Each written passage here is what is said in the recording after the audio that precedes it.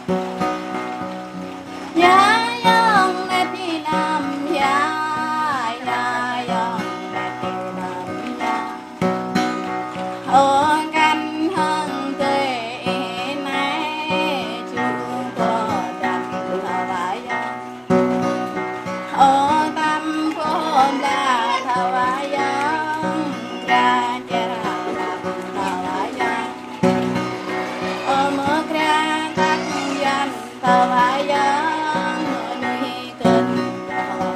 Ayong gia thân nhớ tự làm nay để mắt tươi lời buồn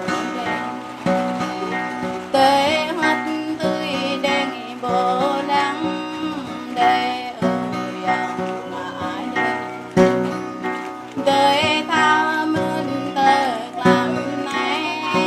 càng lệ kề ngày dần ra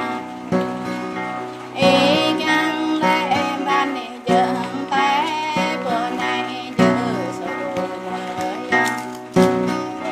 ơn canh kỳ tuệ nay trong bồ bà ôi ya bồ lệ ơi ghê ơi ai đây